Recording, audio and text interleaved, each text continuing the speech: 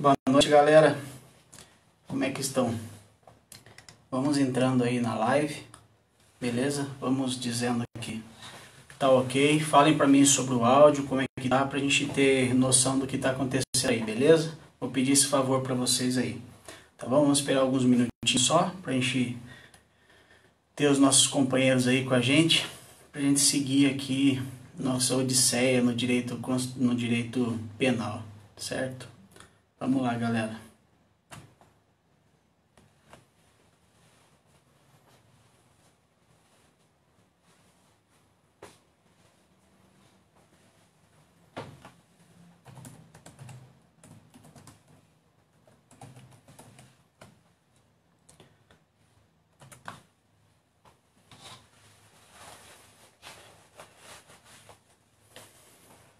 Isso aí, chegamos aí, boa noite.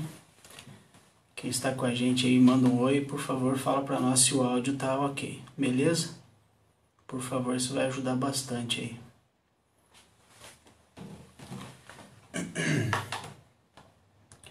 Esperar só mais um minutinho aí, pessoal, para ter um pouquinho mais de adesão, a gente começa, beleza?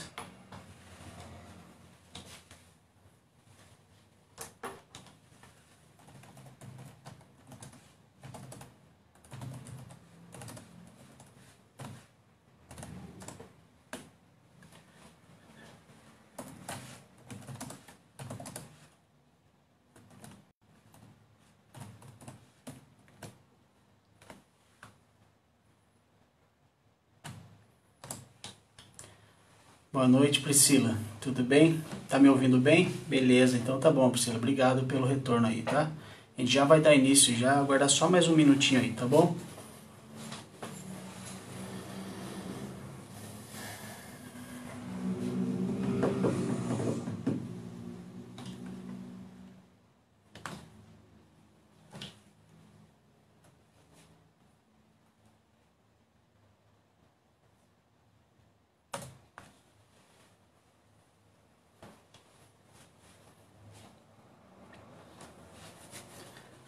Vamos lá, galera, vamos dando um oi aí que nós vamos iniciar os trabalhos hoje aqui de direito penal.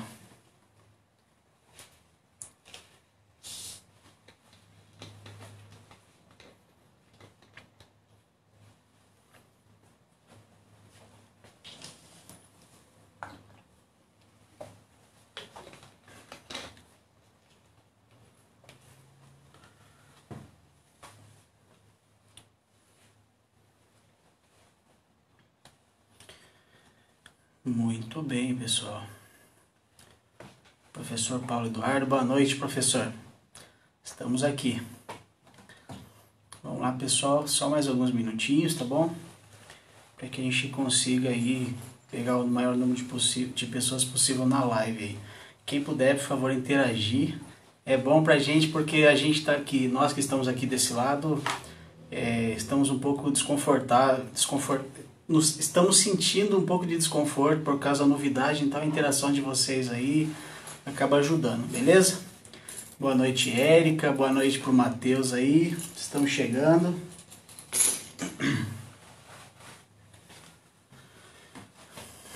Aula importante hoje, Direito Penal, Teoria das Penas. Beleza, pessoal? Acho que mais um minutinho só, 5 minutos aí de atraso, a gente vai começar nossa aula, beleza?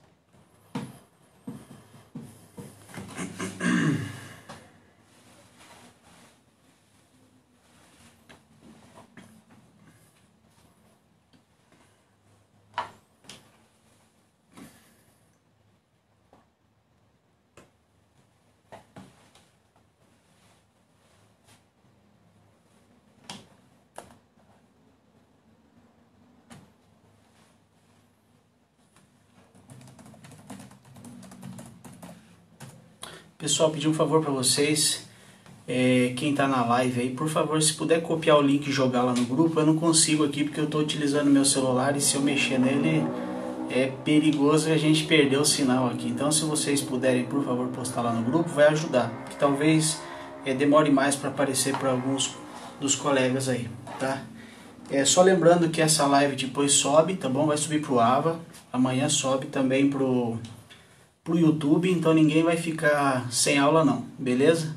A gente está se esforçando ao máximo aí, a gente entende toda a dificuldade com a questão da internet, que em alguns lugares é melhor, outros pior, mas essa aula vai ficar disponível depois, então ninguém vai ficar prejudicado aí com questão de conteúdo não, beleza, pessoal?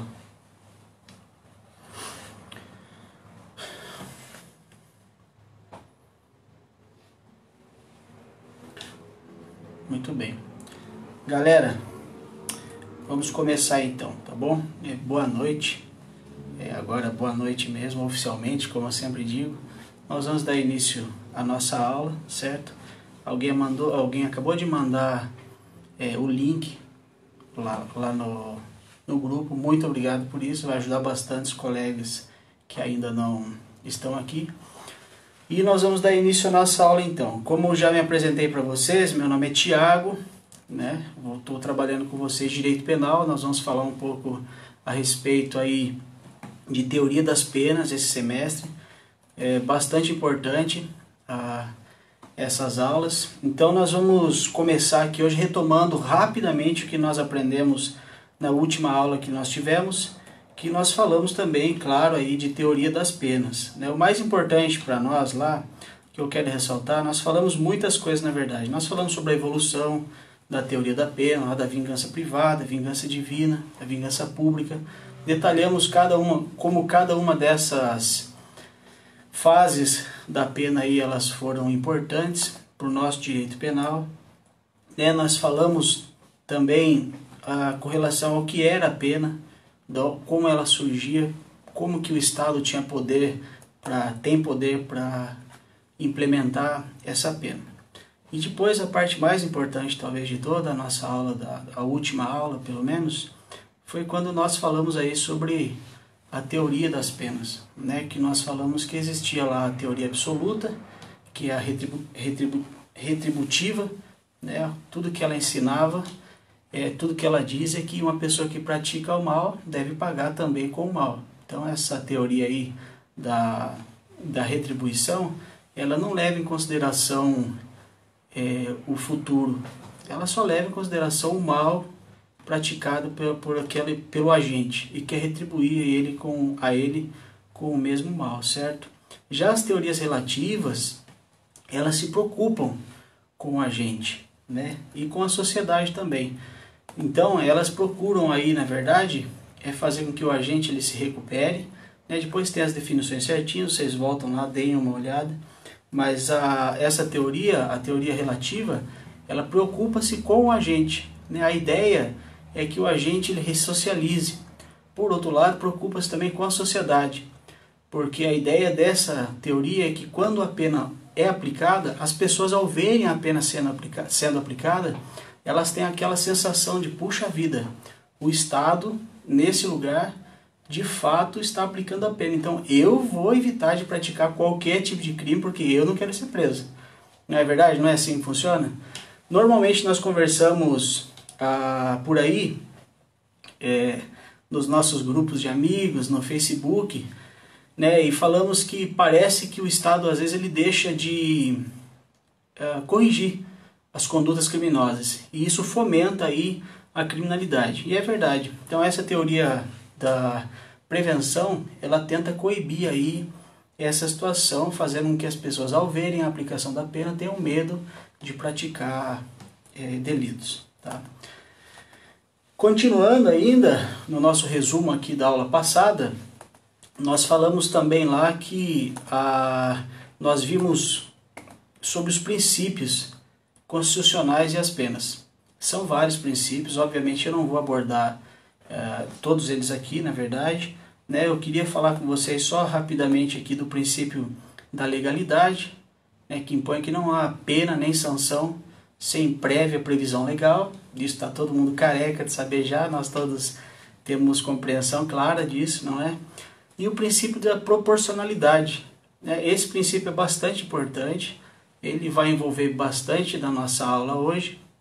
Nós não vamos falar dele, mas nós vamos perceber ele nos estudos que nós vamos realizar hoje. E o princípio da proporcionalidade, na verdade, nada mais é do que um sinônimo de justa retribuição, não é? Ele, quando aplicado ao direito penal, ele impõe que a pena ela não seja absurda, ela tem que guardar a estrita relação com o fato ocorrido, né? E nós vimos o surgimento desse princípio lá no passado com a lei de Talião, quando estipulava, estranhamente, mas já era um princípio, quando estipulava que olho por olho e dente por dente, né? Havia ali um sentimento de proporcionalidade entre a pena. Antigamente não existia proporção. Se a pessoa roubava você ia lá, matava ela, né? Então não tinha proporcionalidade. Hoje precisa haver proporção entre a pena aplicada e a conduta do réu. Beleza, pessoal? Então, nós falamos de muitos outros, princípios da presunção de inocência, vocês devem saber do que se trata aí. A individualização da pena, tão importante, não é? Falamos do no bis in idem, que fala lá sobre não penalizar a pessoa com base no mesmo fato, certo?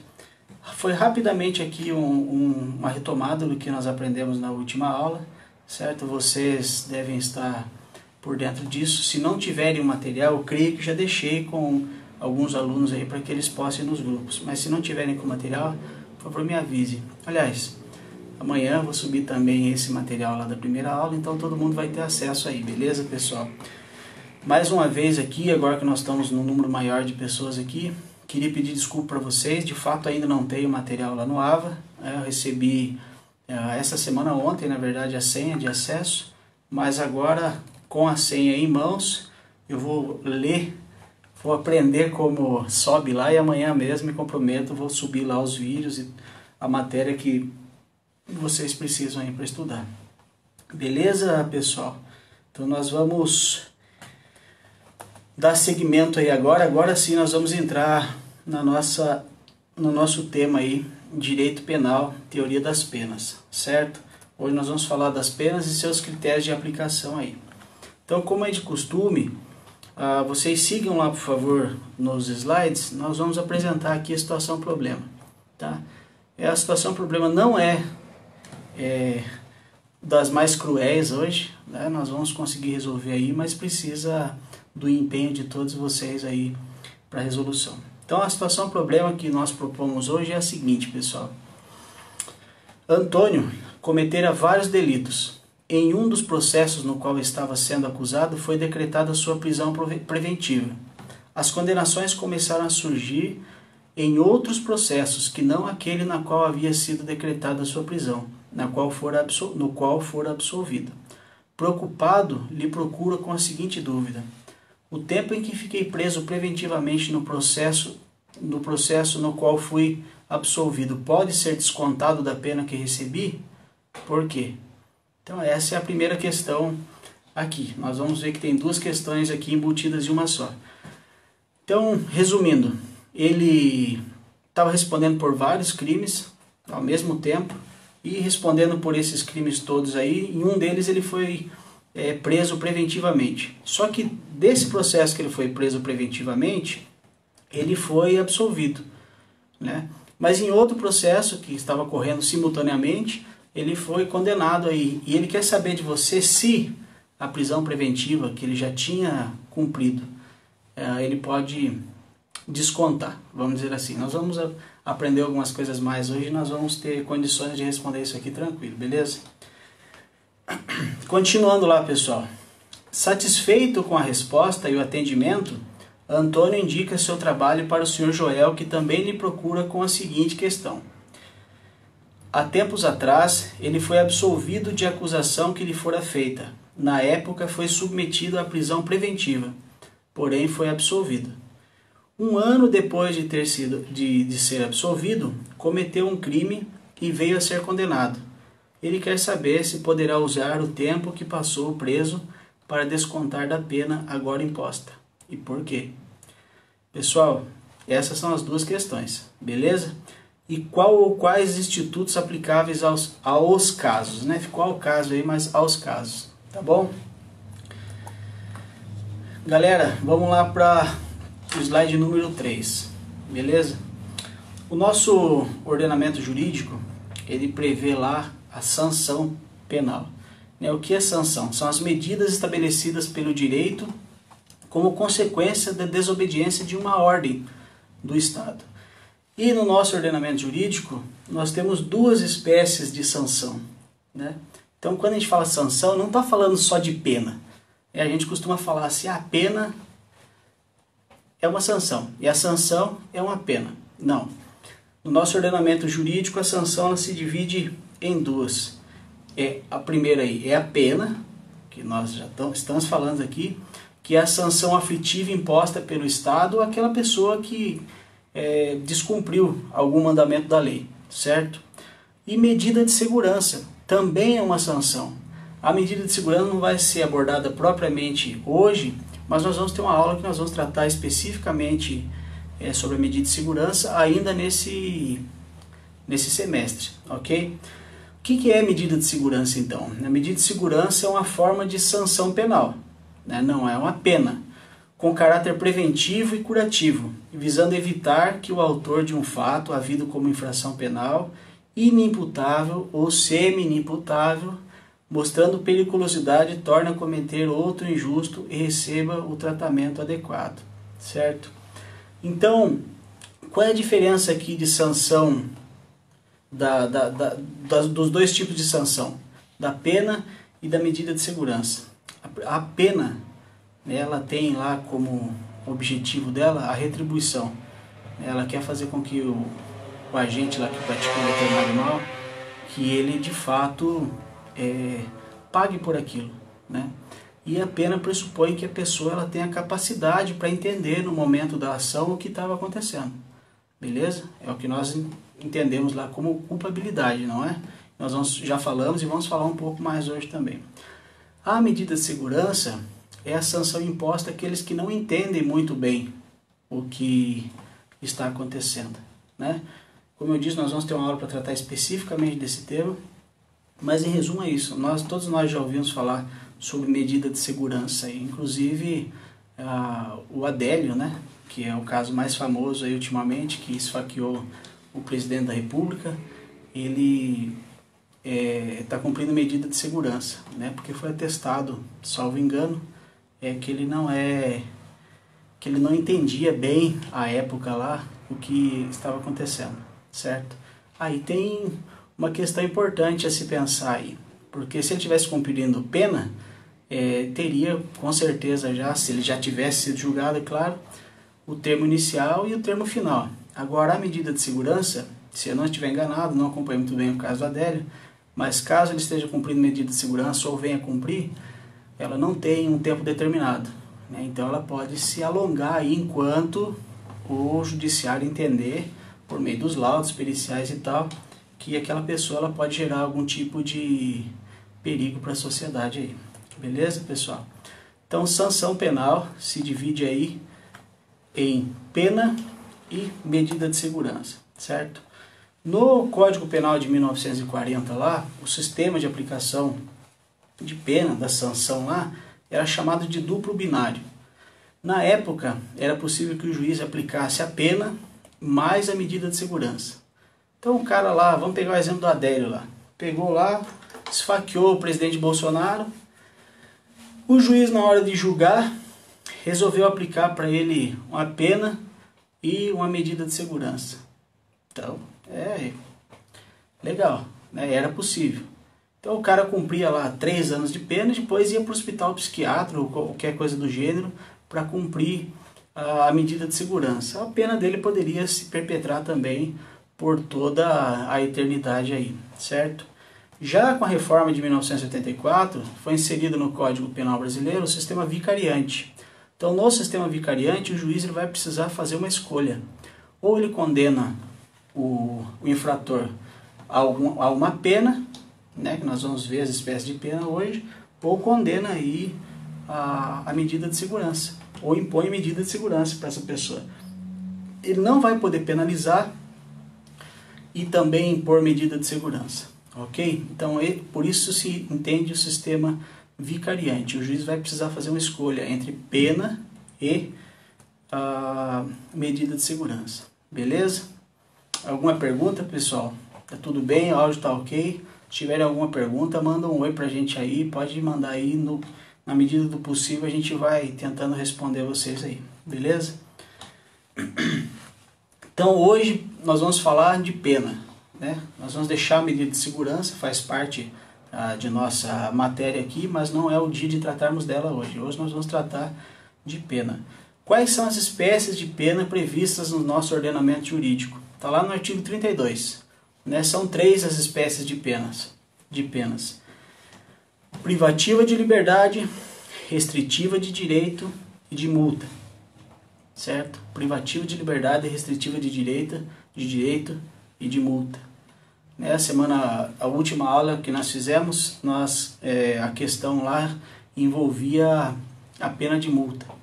Né? A pessoa lá tinha sido condenada a pagar a pena de multa e também, como efeito da condenação, a ressarcir os danos que foram causados à vítima. Né? E o cara faleceu, a pessoa que recebeu essa condenação faleceu e deixou lá um bem para o filho dele. E o filho dele, preocupado, não sabendo o que ele precisava pagar ou não, procurou o advogado para saber se ele ia precisar pagar a multa e ressarcir lá a vítima. Daí nós aprendemos lá que ele vai ressarcir as vítimas, porque tem essa previsão constitucional, mas a Constituição também garante que a pena não vai passar de um indivíduo para o outro. Então, no caso, o que era a pena? A pena, no caso, era somente a multa. Então essa não poderia passar para o filho dele. Agora, a restituição não. A restituição pode passar sim e ele ia ter que restituir a vítima lá em nome do pai. Certo?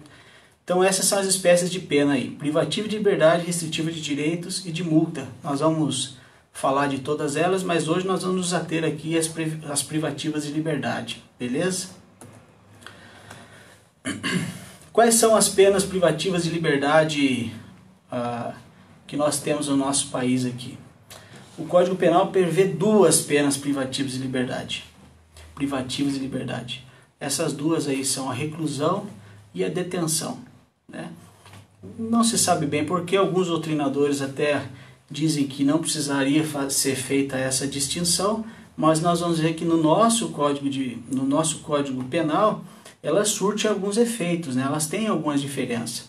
Contudo, o que avalia-se é a necessidade dessas diferenças aí, certo? Mas o fato é, nós temos essas 2 penas privativas de liberdade aí, reclusão e detenção. Normalmente, elas vêm previstas lá no preceito secundário do tipo penal. Né? O preceito primário, como nós aprendemos aí, ele descreve a conduta. E o preceito secundário ele fala a respeito da pena que vai ser aplicada.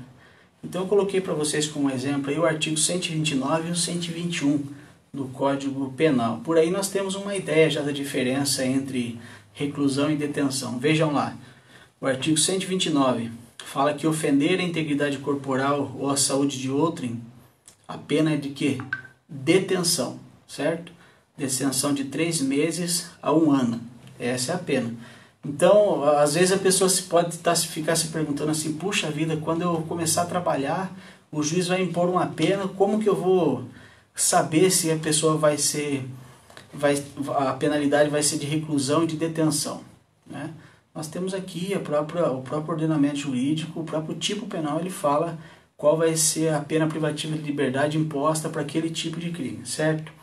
Aí também o 121, a par desse, diferente, matar alguém, crime de homicídio, a pena reclusão de 6 a 20 anos. Aí nós já começamos a perceber a primeira diferença. A pena de detenção, por assim dizer, ela vai ser aplicada a crimes menos graves, vamos dizer assim. E a pena de reclusão, ela vai ser aplicada aos crimes mais graves, ok? Outra diferença também entre reclusão e detenção é o regime de cumprimento de pena que vai ser aplicado a determinada pessoa, a pessoa condenada. Lá no artigo 33 diz que o crime que é penalizado com reclusão, ele vai ser cumprido em regime fechado, semiaberto ou aberto. Então, para quem recebe uma penalidade aí, é condenado à reclusão, a pena vai ser cumprida no regime fechado, semiaberto ou aberto. Por outro lado, a detenção, ela começa no semiaberto. Então, ela vai cumprir pena no regime semiaberto ou aberto.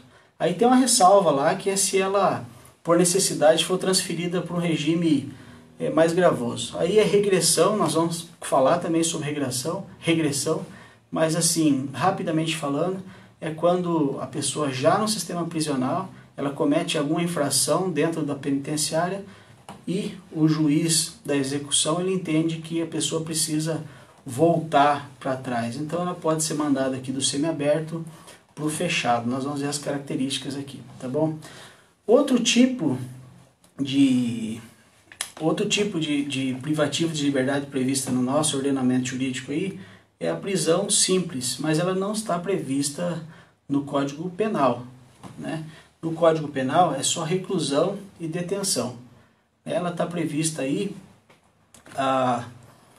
na lei, e a prisão simples, ela diz o seguinte, pessoal, olha a diferença dela. Ela tem uma diferença, guarda uma diferença bastante fácil de se perceber com relação à reclusão e à detenção.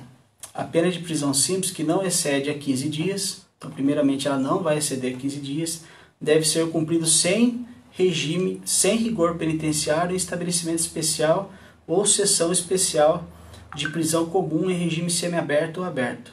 O condenado fica separado dos condenados a pena de reclusão ou detenção. O trabalho é facultativo.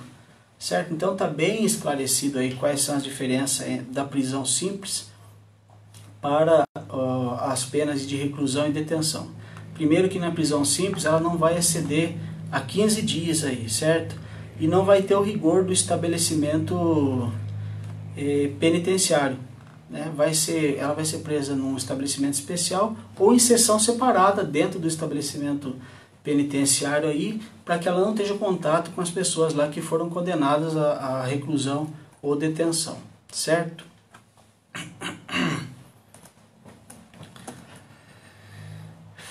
Muito bem. Como o regime de cumprimento de pena ele diferencia aí a reclusão da detenção, nós vamos conhecer um pouquinho sobre os regimes de cumprimento de pena então que existem no nosso ordenamento jurídico, certo? Eles podem ser classificados aí, como vocês viram, em fechado, semiaberto e aberto, certo? Mas resumindo já, o fechado, a execução de pena, é a execução da pena em estabelecimento de segurança máxima ou média, certo? Então é aquele no qual a pessoa não vai ter liberdade quase que nenhuma. Vocês vão ver que uma pequena liberdade dentro do estabelecimento ele tem. O semiaberto, por seu turno, a execução é feita em colônia agrícola, industrial ou estabelecimento similar, né? E o aberto é feito em estabelecimento em albergue ou outro estabelecimento adequado. Beleza, pessoal? O regime fechado. Então nós temos aí as regras do regime fechado. Lá no artigo 34 traz para nós aí quais são essas regras, né? O condenado primeiramente vai ser submetido lá ao exame criminológico, né? Esse exame tem o objetivo aí de individualizar a pena. Vai ser feito um estudo da pessoa para ver quais são as características dela e a pena ser individualizada para ela. Então esse exame criminológico aí, quando a pessoa ela vai ingressar no sistema penitenciário, ele é necessário, tá? Para a progressão de regime, que nós vamos falar também a respeito dela em outra aula aí, ele ultimamente só é necessário quando o juiz determina que haja. Mas quando ele entra no sistema penitenciário, carcerário, ele se submete aí a esse exame criminológico aí, beleza? Aqui o condenado no fechado fica sujeito ao trabalho no período noturno e isolamento durante o repouso.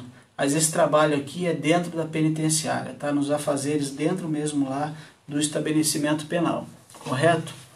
O trabalho será em comum dentro do estabelecimento, na conformidade das aptidões e ocupações anteriores do condenado. E por fim aí, é admissível o trabalho externo. Só que aqui tem uma ressalva, a gente tem que ver lá certinho que está lá, depois da vírgula no parágrafo 3º do 34, do regime fechado, em serviços ou obras públicas. Então, se perguntarem para vocês, fulano que está no regime fechado, ele pode trabalhar fora da penitenciária? Ele pode, mas tem que ser em serviços ou obras públicas, e ele vai trabalhar lá sob supervisão, tá? De alguém. Perfeito, pessoal? Então esse é o regime fechado. Alguma dúvida do regime fechado aí até agora? Podem falar aí para a gente tentar esclarecer aqui se tiver alguma dúvida, tá bom? Muito bem. Regime semiaberto. Também, quando a pessoa vai ingressar no sistema penitenciário lá no regime aberto, vai passar aí pelo exame criminológico, como eu disse para vocês, a fim de individualizar a pena dele, né? Aqui o condenado fica sujeito ao trabalho em comum durante o período noturno, diurno, só que aqui o trabalho é em colônia agrícola, industrial ou estabelecimento similar. Não é dentro da penitenciária, aquele lugar todo fechado, cheio de grade. Quem já entrou em algum aí sabe como é, se não sabe ainda vai saber quando começar a trabalhar aí. Então não é a penitenciária daquele jeito, é um lugar bem mais aberto, né? Colônia agrícola, vocês estão vendo o nome, industrial ou estabelecimento similar. Aqui também o trabalho externo, né? Ele vai poder trabalhar fora da penitenciária, ou seja, do estabelecimento ali agrícola, industrial, certo? O trabalho externo vai ser admissível e é admissível também a frequência a cursos nesse caso aqui, beleza? Esse é o semiaberto. E o regime aberto aqui, o regime aberto ele vai basear-se aí no bom senso, por assim dizer, na autodisciplina do condenado. Ele vai para um albergue, para a casa do albergue ou para um lugar similar e vai aí cumprir a sua pena com quase que total liberdade, certo? Ele vai trabalhar, vai estudar fora do estabelecimento, né? Só que nos dias de folga e finais de semana ele vai ficar preso, né? Vai ficar recolhido aí, beleza? Aqui o condenado ele pode ser, mais uma vez, ele pode voltar ao regime semiaberto. Estando no aberto, ele volta ao regime semiaberto aqui, quando ele aí de alguma forma frustrar o fim da execução ou não deixar, aliás, ele pode voltar nas seguintes circunstâncias aí, pessoal. Se ele cometer algum fato que seja considerado crime doloso, se ele frustrar a execução, ou ainda se ele podendo não pagar a multa que foi imposta a ele em decorrência do crime cometido. Ok? Muito bem. Aí tem uma súmula interessante aí que eu convido vocês a darem uma olhada. É a súmula 56. Súmula vinculante número 56. A falta de estabelecimento penal adequado não autoriza a manutenção do condenado em regime prisional mais gravoso, devendo-se observar nessa hipótese os parâmetros fixados no recurso extraordinário 641/320 do Rio Grande do Sul. Pessoal, o que essa súmula está falando? Vamos lá. O cara ele tá em regime semiaberto. Aí deu o lapso dele, ele cumpriu com as exigências e foi para o regime aberto, certo? Só que o Estado, que deveria promover aí os meios para que ele cumprisse a pena, não possui a casa de albergue. Então o que vai fazer com essa pessoa? Vai deixar ele ali no semiaberto? Porque o Estado, que deveria prover o meio dele cumprir a pena, não proveu, ele vai pagar por essa situação? Não é isso que vai acontecer. Essa súmula aqui está dizendo isso. Se não houver um local adequado, não é autorizado o poder público a manter ele no regime mais gravoso. Então, o que normalmente acontece? Essa pessoa ela vai cumprir pena na casa, às vezes com tornozeleira eletrônica, certo? E às vezes também ela vai passar ao famoso assinar no fórum, certo? É assim que se resolve normalmente. Mas o importante a se ter em mente aqui é que, não havendo estabelecimento adequado, a pessoa não pode, por isso, ficar no regime mais gravoso, né, que é o regime do qual ela acabou de sair.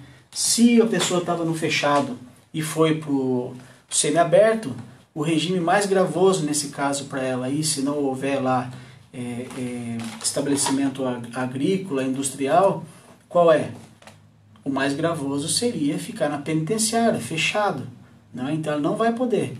Então, se não existir uma colônia agrícola, industrial, para esse caso aí, mas existir, por exemplo, lá a casa albergado, ele vai poder ir para a casa albergada. Ou ainda se não existir nenhum dos dois, vai para a mesma situação, vai ser colocado em liberdade assistida aí, por meio de tornozelo eletrônico ou coisa do tipo, beleza? Então, atenção nisso aí. O importante, como eu disse, é gravar aí que não vai, de forma alguma, ficar em regime mais gravoso porque o Estado não promoveu o meio dele cumprir a sua pena aí, certo? Pessoal, então nós temos que fixar aí algumas diferenças entre o regime fechado, o semiaberto e o aberto. Como que a gente vai fazer essa diferenciação aí? A primeira coisa que nós temos que prestar atenção aí é que tanto no fechado como no semiaberto vai ser feito um exame criminológico. A pessoa ela vai passar por esse exame criminológico aí. Já no aberto, isso não vai ser necessário. A pessoa não vai passar por exame criminológico. Qual é a situação de trabalho qual é a diferença da situação de trabalho nesses regimes aí? No fechado, o trabalho ele pode ser ele vai acontecer dentro do estabelecimento. Ele pode ser fora do estabelecimento, mas com uma regra, só vai poder ser fora do estabelecimento se o empregador, nesse caso aí, vamos dizer assim, for público.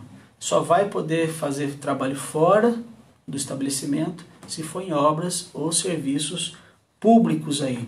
Essa é o regime fechado. Diferentemente do regime fechado, o aberto, ele pode fazer trabalho externo, né? Normalmente ele vai fazer trabalho externo. Além disso, ele pode também participar de cursos e coisas assim, né? Pode concluir o segundo grau dele, pode participar de cursos de graduação. E no aberto, o trabalho é livre, né? Ele vai trabalhar sem vigilância, na verdade. Aqui baseia-se na autodisciplina do condenado, certo? Essas são as diferenças aí entre os regimes. Beleza, pessoal? Como que nós estamos aí? Tá tudo tranquilo? Alguém pode dar um joinha aí para dizer que tá indo, tá conseguindo? E aí, galera?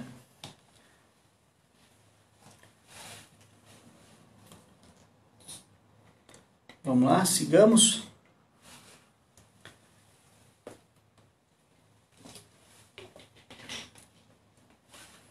Tomar uma água aqui para a garganta não ficar muito seca.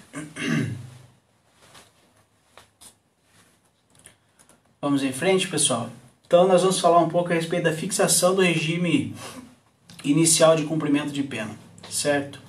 Então nós temos que entender aqui rapidamente, só para que a gente comece a raciocinar aí. No nosso sistema penal, o juiz, claramente todo mundo sabe disso, é quem vai penalizar, certo?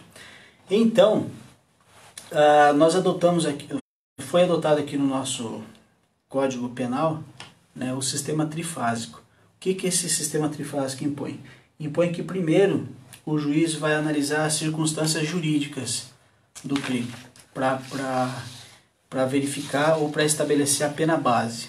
É em cima disso que nós vamos trabalhar hoje, certo? Pena base o juiz vai estabelecer levando em consideração as circunstâncias jurídicas do que aconteceu. Depois da pena base, o juiz vai passar para a segunda fase. Ele vai avaliar aí as atenuantes e agravantes do crime. E por fim, na terceira fase, casos de diminuição e aumento de pena. Então esse é o sistema trifásico, nós vamos estudar, claro, essa situação, mas para que a gente possa entender aqui o que vai ser falado agora. Porque nós vamos falar a respeito da fixação do regime inicial de cumprimento de pena, vamos falar aí da pena base, então. Como que o juiz chega nessa pena aí? O artigo 59, lá do Código Penal, ele fala como que, ele explica como que o juiz vai proceder para chegar nessa pena aí. Os principais critérios a serem verificados pelo juiz são os seguintes: é a quantidade da pena aplicada, esse é um critério objetivo, né? Ele vai até o tipo penal lá, matar alguém, e vai verificar lá qual é o mínimo e qual é o máximo de pena que deve ser aplicado para quem cometeu aquela espécie de crime, correto? Ele vai fazer também o exame das circunstâncias judiciais do artigo 59. Né? Nós vamos falar bastante sobre essas circunstâncias judiciais previstas no artigo 59 hoje, é que vai tomar a maior parte do nosso tempo, na verdade. Vai avaliar também a reincidência, né? Vocês virem no PDF que está em vermelho, no PowerPoint de vocês que está em vermelho. Nós vamos falar da reincidência muito brevemente hoje, depois nós vamos trazer uma outra aula para falar, porque é uma questão bastante importante para nós. E a detração penal. Então o juiz, ao penalizar alguém, ele vai levar em conta essas circunstâncias aqui, certo? Esses critérios: quantidade da pena a ser aplicada, as circunstâncias do crime previstas lá no 59 do Código Penal, a reincidência e a detração penal. Beleza, pessoal? Então, lá no artigo 32, parágrafo 2, está dizendo que as penas privativas de liberdade deverão ser executadas em forma progressiva. Guardem bem isso, beleza? As penas privativas de liberdade deverão ser executadas em forma progressiva, segundo o mérito do condenado, observados os seguintes critérios, ressalvadas as hipóteses de transferência ao regime mais rigoroso. Muito bem. Então, o que acontece, pessoal? Nós temos aqui a questão da quantidade de pena. A questão da quantidade de pena é muito importante porque é a partir da quantidade da pena aplicada que o juiz vai saber qual vai ser o regime inicial de cumprimento de pena. Nós aprendemos agora há pouco, né, que os regimes são detenção e reclusão, certo? Detenção e reclusão são os regimes de cumprimento de pena que nós... reclusão e detenção são as penas privativas de liberdade que nós temos no nosso ordenamento jurídico. A reclusão, ela começa no regime fechado, vai para o semiaberto e aberto. Detenção começa no semiaberto e passa por o aberto. Então, por isso, o juiz primeiro ele vai ter que analisar qual é a quantidade de pena prevista para aquela determinada situação. Então, o condenado, depois eu vou mandar uma tabelinha para vocês que fica mais fácil de visualizar essa situação aqui. Mas lá no 32.2 do Código Penal nós vamos ter as seguintes regras aqui. O condenado a pena superior a 8 anos deverá começar a cumpri-la em regime fechado. Então aqui não tem exceção, certo? Se a pessoa for condenada a crime a pena superior a 8 anos, ela vai começar a cumprir pena aí no regime fechado, certo? O condenado não reincidente, cuja pena superior seja de 4 anos, seja superior a 4 anos, mas não exceda 8, poderá desde o princípio cumpri-la em regime semiaberto. Então está falando lá que o não reincidente, se tiver uma pena superior a 4 e menor que 8, né, que não exceda 8, então até 8 anos, vai cumpri-lo no regime semiaberto. Beleza? E o condenado não reincidente, cuja pena seja igual ou inferior a 4 anos, poderá desde o início cumpri-lo no regime aberto. Então, o que nós temos aqui? Né? Nós temos o critério objetivo. O juiz ele vai avaliar, vai falar, a pena aqui é de 8 anos. Né? É maior de 8 anos e 1 dia, que tem que ser maior que 8 anos. 8 anos e 1 dia. Qual é o regime? Regime fechado. Né? O juiz verificou que o condenado não é reincidente e a pena dele ficou entre 4, foi superior a 4 anos e 1 dia, e 8. Qual vai ser a pena dele? A pena dele vai... Qual vai ser o regime de cumprimento de pena dele? Pode ser no semiaberto. Ah, mas e se for reincidente? Vai para o fechado, certo? Condenado superior a 4, que não exceda 8, reincidente, vai para o fechado. A regra aqui é para o não reincidente, certo? Também o condenado não reincidente, cuja pena seja igual ou inferior a 4 anos, poderá desde o início cumpri-la em regime aberto, certo? Não reincidente também, nós temos que prestar bastante atenção nessa palavra, reincidência. Nós vamos tratar especificamente dela numa aula aí, acho que na próxima aula, se não me engano. Ela é muito importante para fins de fixação da pena, certo? Depois vou mandar a tabelinha para vocês, vou colocar lá no AVA, para que vocês tenham uma noção melhor e mais fácil aqui. Mas em resumo é isso. Se não, o não reincidente, né? Aliás, o condenado a pena maior de 8 anos, em qualquer caso, reincidente ou não. Qual é o regime? Fechado, né? O condenado não reincidente agora, pena é superior a 4 anos e 1 dia, até 8 anos. Não reincidente, semiaberto. Se for reincidente, fechado. E o condenado não reincidente cuja pena seja igual ou inferior a 4 anos, não reincidente, pode ser no aberto. Se for reincidente, no semiaberto, nesse caso aqui. Beleza? A determinação do regime inicial de cumprimento da pena far-se-á com observância dos critérios previstos no 59 deste Código. Então, o primeiro critério que o juiz vai levar em consideração para a aplicação do regime inicial de pena é o critério objetivo, né, que aqui nós vimos, é o tamanho da pena. A depender do tamanho da pena, ele sabe se a pessoa vai ter que começar no regime fechado, no aberto ou no semiaberto, certo? Mas para chegar nesse número, no número aí final da pena, ele vai precisar levar algumas situações aqui em consideração. Muitas dessas situações aqui, muitas não, aliás, elas são tidas como situações de caráter subjetivo. Por quê? Porque o juiz vai precisar avaliar cada uma delas a fim de atender aí o que o direito espera, certo? Então, pessoal, deem uma lida lá, por favor, no nosso material lá na página 15.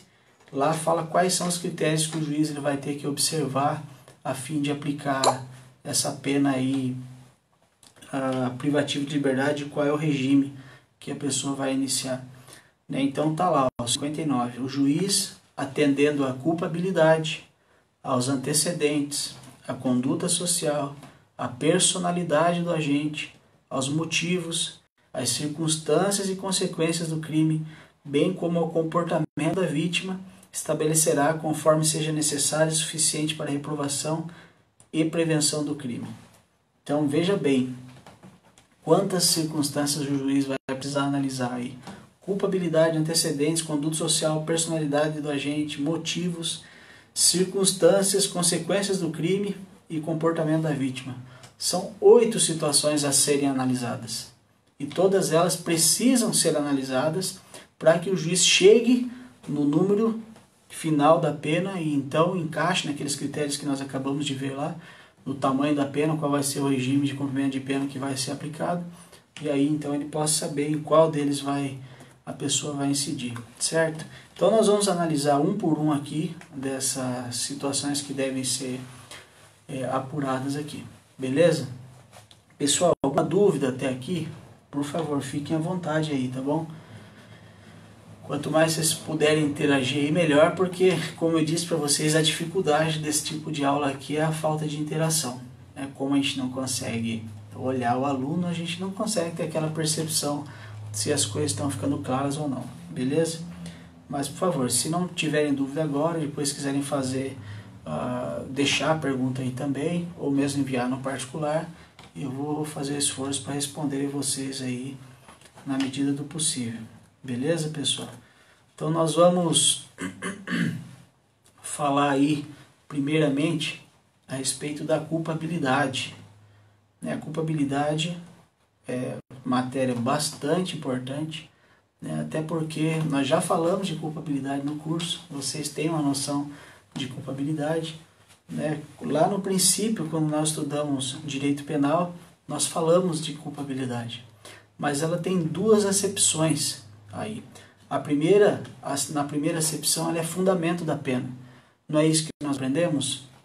Que para que alguém seja condenado a determinado crime, é necessário que ela tenha culpa, né? É o sistema adotado no nosso ordenamento jurídico. Se não há dolo, que é vontade, nem culpa, não houve crime, né? Seria, em resumo, é isso.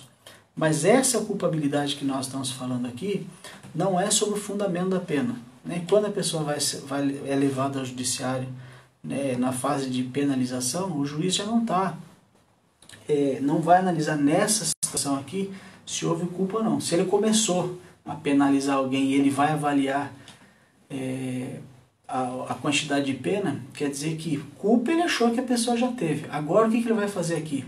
Agora ele vai medir, por assim dizer, o grau da culpa que a pessoa teve. Então aqui ela é a medida da pena.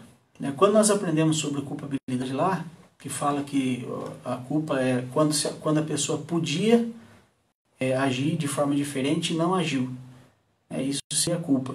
Ela podia, qualquer pessoa normalmente naquela circunstância agiria de forma diferente, mas aquela pessoa não agiu. Então ela cometeu algo ali por culpa, porque não agiu como todo mundo agiria. Mas não é dessa culpa que nós estamos falando aqui. Agora a culpa aqui é a medida da pena, certo?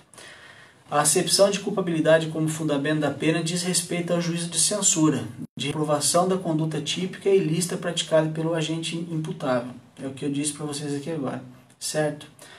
No Código, com a reforma do Código Penal de 1984, as expressões intensidade do dolo e grau de culpa, constante no artigo 59 do Código Penal, foram substituídas pela palavra culpa. Olha que interessante. Antigamente, o Código Penal, ao invés de falar que o juiz teria que se ater aí à culpabilidade do agente, ele deveria, na hora de aplicar a pena, como eu disse, se atentar aí para a intensidade do dolo e grau de culpa. É exatamente isso que significa a culpabilidade para mensuração aí a fim de aplicação da pena. Ele quer aferir aqui o grau de culpa. Como que essa pessoa ela foi menos culpada, mais culpada, é isso que o juiz procura aqui, certo? Então nós temos que diferenciar os dois momentos que a culpa vai aparecer para nós aí no direito penal. A primeira situação é aquela culpa que vai validar ou não a aplicação do direito penal. Se houve culpa, a pessoa precisa ser penalizada. Se não houve culpa, a pessoa não precisa ser penalizada, certo? A segunda acepção de culpa, que é a que nós estamos tratando aqui agora, é o grau da culpa. Quanto mais reprovável, quanto mais culpada parece ser a conduta da pessoa, maior deve ser a pena a ela imposta. Não é isso o princípio da proporcionalidade? Quanto menos culpada ela é, menor deve ser a pena a ela imposta. O juiz deve agir dessa maneira quando for verificar esse quesito aqui da culpabilidade. O segundo aí é os antecedentes. Os antecedentes da pessoa a ser penalizada aí. É o histórico criminal do agente que não se preste para fim de reincidência. Isso aqui é uma questão bastante interessante aí e que merece cuidado na hora de nós avaliarmos essa situação, né? Olha o que diz lá, antecedentes. Vamos acompanhar, por favor, lá no slide, na página 17, vai ficar mais fácil aí da gente visualizar essa situação aqui. Antecedente, então, é o histórico criminal do agente que não se preste para fim de reincidência. Então, o que não for reincidência é antecedentes. Como eu falei, nós vamos ter uma aula especificamente para falar de reincidência, que é um tema bastante importante, complexo, com muitos detalhes. Mas, o que é reincidência? Significa voltar a incidir, ou seja, praticar um novo crime depois da condenação definitiva, no Brasil ou no exterior, pela prática de crime anterior. Isso desde que a nova condenação ocorra dentro de um período depurativo de 5 anos. Então, em resumo, pessoal, o que é aqui, o que nós estamos falando quando nós falamos sobre reincidência? A reincidência ela ocorre quando, depois de já praticado um crime, depois de uma condenação, a pessoa pratica um novo crime. Então ela foi reincidente, certo? Se antes da condenação, isso não é possível de acontecer. É o que está descrito ali. Depois da condenação definitiva, Porque o que acontece? O processo penal, às vezes, ele é moroso. Na verdade, ele demora. E a pessoa, muitas vezes, durante o curso do processo, ela comete outros delitos. Então, quando ela comete um delito posterior a uma condenação, ela é reincidente. Caso contrário, não. Aqui tem que levar em consideração o chamado período depurativo. Aí, o período depurativo estabelece que, passados 5 anos, aquela reincidência já não pode ser mais levada em consideração. Beleza? Por que isso? Tem algum princípio aí que vocês acham que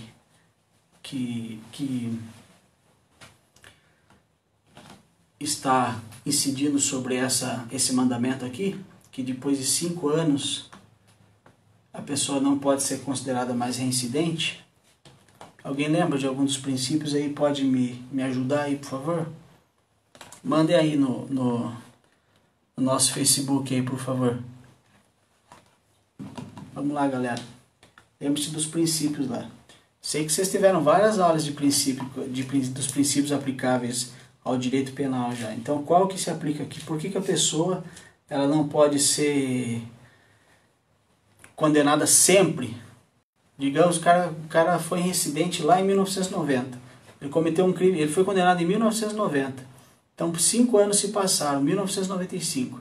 Em 2000 ela praticou outro crime. Ela não pode ser considerada reincidente porque o período de 5 anos aí já foi vencido. Mas por que ela não pode ser considerada reincidente então? Alguém saberia me dizer?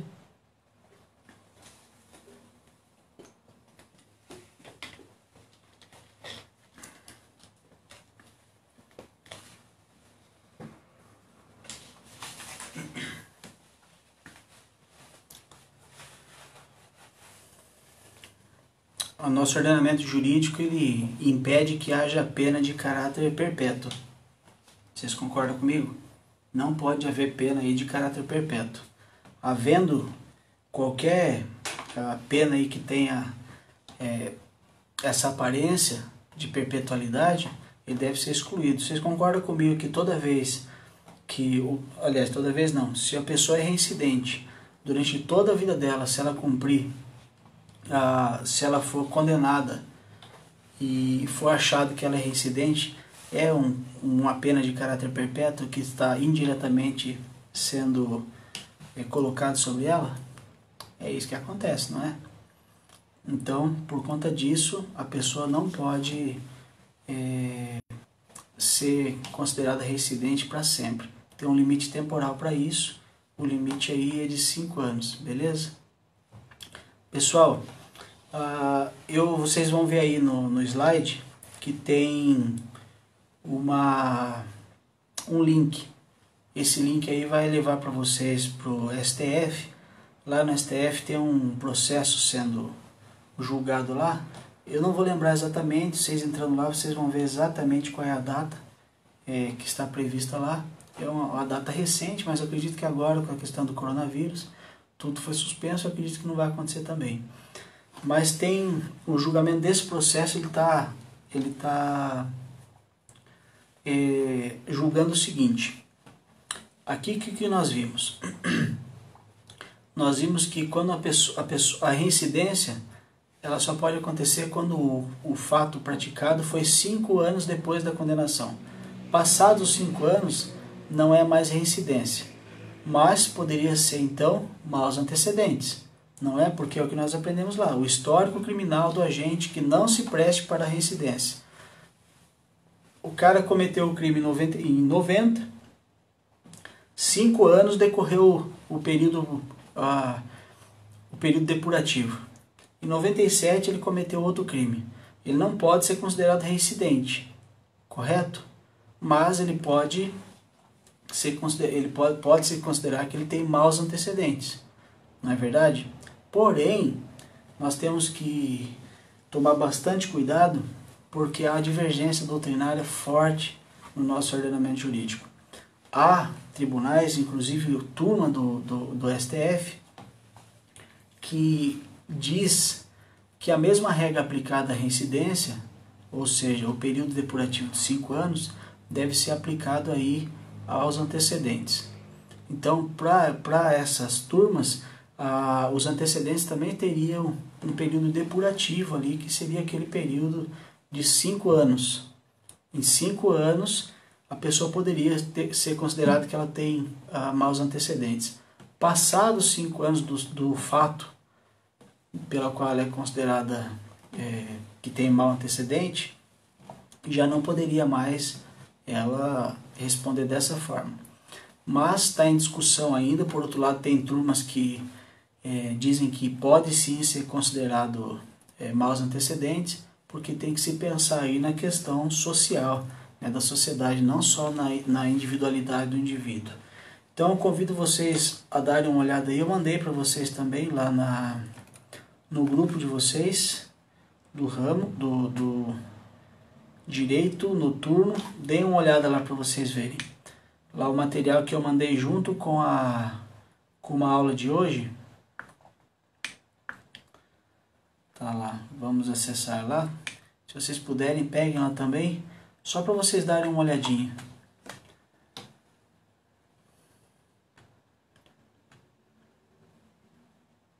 Todo mundo pegou aí?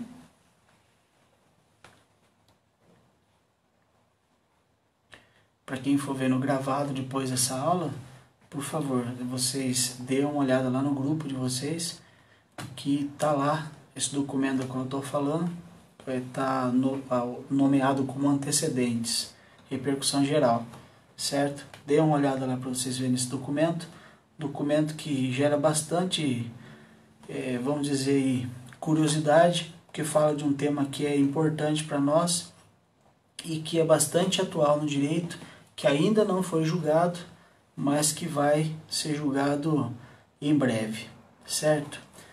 Então, pessoal, dê uma olhada lá depois, tá bom? O meu sistema aqui deu um probleminha, não está querendo abrir aqui o documento que eu queria conversar com vocês. Mas, em suma, ele está falando lá sobre essa possibilidade ou não de ser considerado maus antecedentes aí por um tempo superior a 5 anos.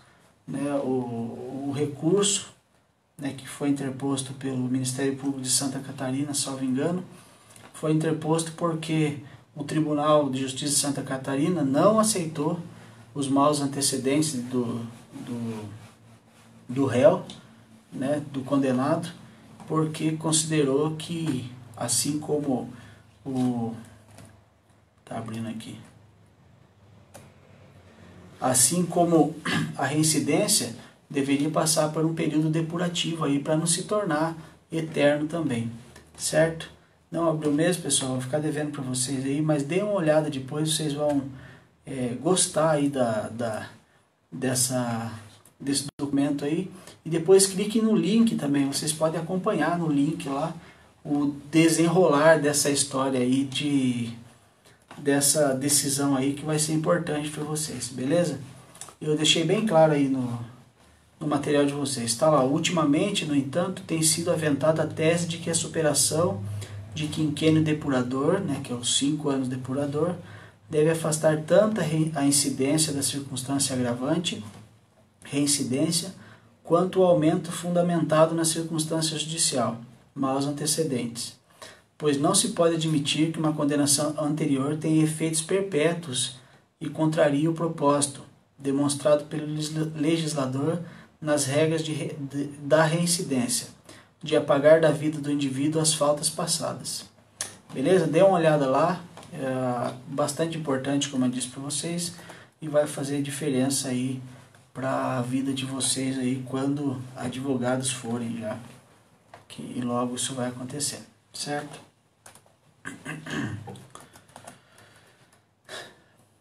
Pessoal, vamos lá então, vamos falar sobre conduta social, que também o juiz deve levar em consideração quando dá a aplicação da pena, certo?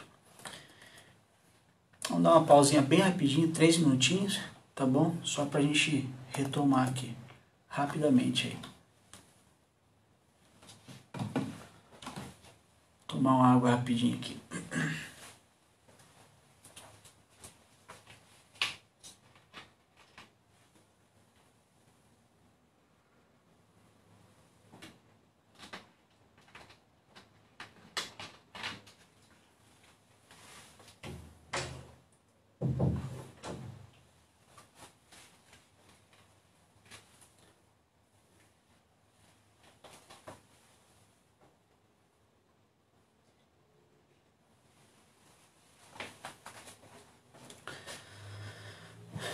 Tudo bem, galera.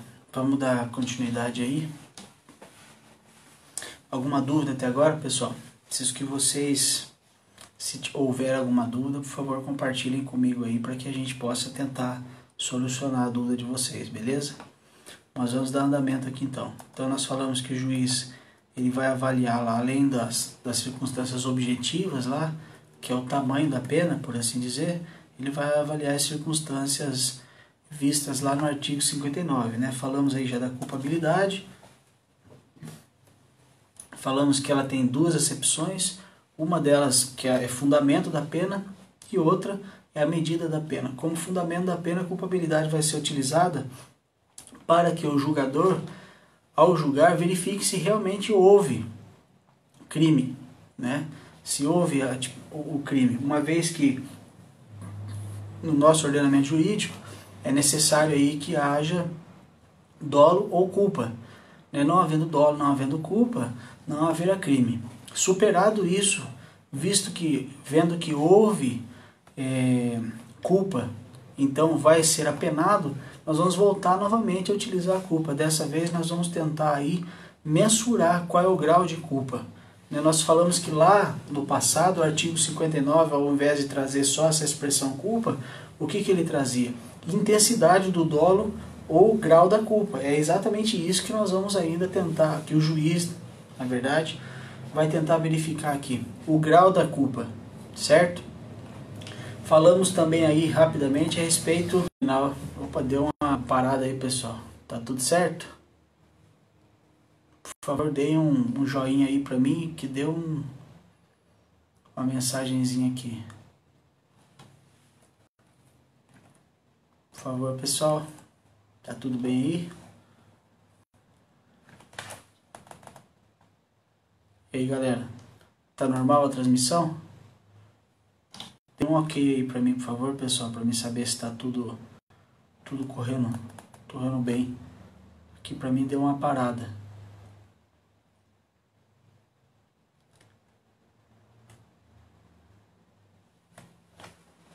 Solange tá aí, Solange? Como é que tá aí? Tá tudo normal?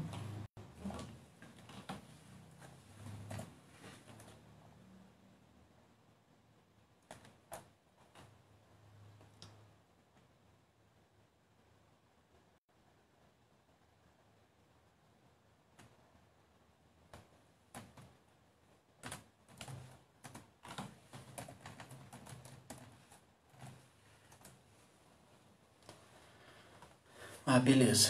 Vi um joinha ali, quer dizer que deve estar seguindo o jogo aí. Então vamos seguir aqui, beleza?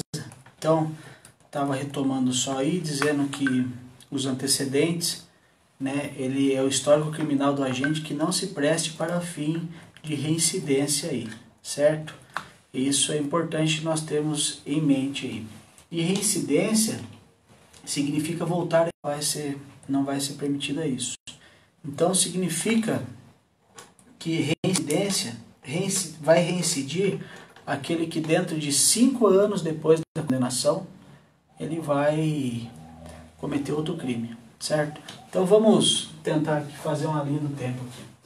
Em 1995, fulano de tal cometeu um crime, certo? Aqui em 2000 venceu o período depurativo dele.